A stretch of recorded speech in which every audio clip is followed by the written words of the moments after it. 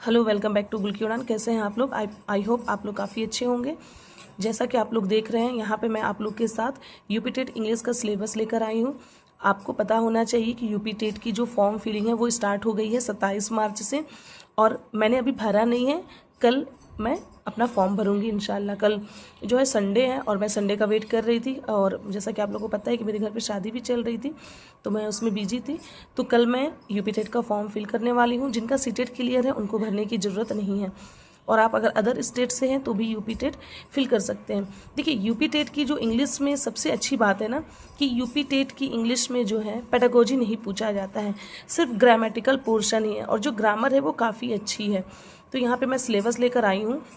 हालांकि आपको ये ऑफिशियल वेबसाइट पे भी दिख जाएगी, बट मैं ये बताने वाली हूँ, जैसे मैंने क्वेश्चन पेपर एनालिसिस किया किस टाइप के क्वेश्चंस पूछे जाते हैं।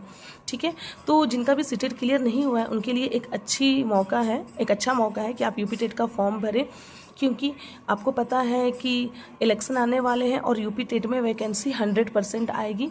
तो प्लीज़ आप इस फॉर्म को ज़रूर फिल करें। ठीक है, तो सबसे पहला जो है आपका फर्स्ट, वो है अनसीन पैसेज। तो जी हाँ, इसमें अनसीन पैसेज आता है। इसमें 2 अनसीन पैसेज आते हैं। मैंने कल क्वेश्चन पेपर में एनालिसिस कर रही थी, तो आप भी देख सकते हैं। जो कि अनसीन पैसेज में कुछ क्वेश्चंस जो होते हैं पैसेज से रिलेटेड होते हैं, और कुछ क्वेश्चंस उसमें से ग्रामेटिकल पोर्शन से ही पूछे जाते हैं। जैसे कोई अंडरलाइन वर्ड दे दिया, एडजेक्टिव है, नाउन है, क्या है ये पूछ लिया, किसी का सिनोनिम्स पूछ लिया, एंटोनिम्स पूछ लिया, और एडवर्ब है कि इंटरजेक्शन है, क्या है, प्रीपोजिशन कौन सा यूज होगा। तो इस टाइप से कुछ क्वेश्चंस उससे रिलेटेड होते हैं पैसेज से, और कुछ ग्रामर वाला पोर्शन। ठीक है, दूसरा जो है noun and it's kinds. Noun और उसके जो काइंड्स है वो आपको आने चाहिए। वो सारे आप नाउन पढ़ लीजिएगा, हालांकि आपको बेसिक पता है उसके काइंड्स क्या है, और कौन से, जैसे नाउन है, प्रॉपर नाउन है, कॉमन नाउन है, उसमें चीज़ें क्या क्या होती हैं वो चीज़ें पता होंगी तो आप क्वेश्चंस आसानी से कर सकते हैं। प्रोनाउन भी हो गया और उसके काइंड। जैसे कल मैं क्वेश्चन पेपर एनालिसिस कर रही थी, तो एक सेंटेंस था, उसमें क्वेश्चन ये था विच इज डिमॉन्स्ट्रेटिव नाउन।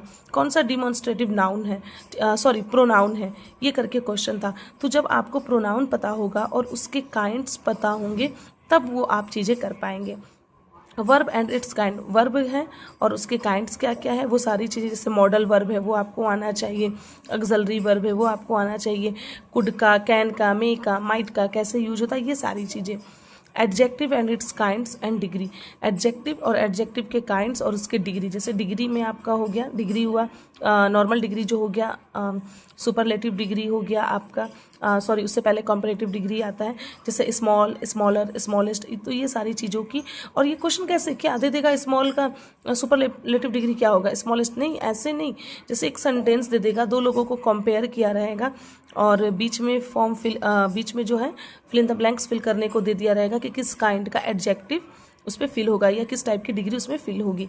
ठीक है, तो इस टाइप से क्वेश्चंस बनते हैं। या तो फिर डायरेक्ट क्वेश्चन ना देकर आपका एरर वाला क्वेश्चन दे देगा, जिसमें part A, part B, part C ऐसे करके, और किस में एरर है।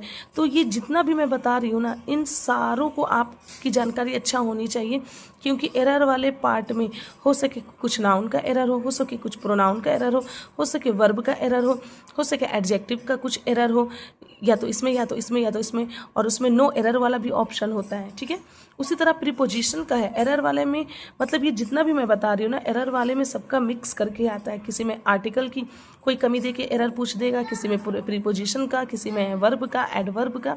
ठीक है, प्रीपोजिशन क्या है, उसके काइंड्स क्या है, ये आपको अच्छे से देखना है। कुछ में फिल इन द ब्लैंक्स करके भी पूछ लेते हैं। कंजक्शन और उसके काइंड्स क्या है, उससे भी उसी टाइप के रिलेटेड क्वेश्चन होते हैं। इंटरजेक्शन वो क्या है, ठीक है। सिंगुलर और सिंगुलर प्लूरल की आपको जानकारी होनी चाहिए। एरर वाले पार्ट्स में भी हो जाता है, और उसमें भी जैसे नाइफ है, और होना चाहिए वहाँ पे नाइफ्स, लेकिन दिया है नाइफ। तो आपको जब जानकारी रहेगी तब तो आप करेंगे। सब्जेक्ट प्रीडिकेट, ये बहुत इंपॉर्टेंट है, इससे तो रिलेटेड क्वेश्चंस काफ़ी मैंने देखा है। आपको पता होना चाहिए कि सब्जेक्ट किसे कहते हैं, प्रेडिकेट किसे कहते हैं।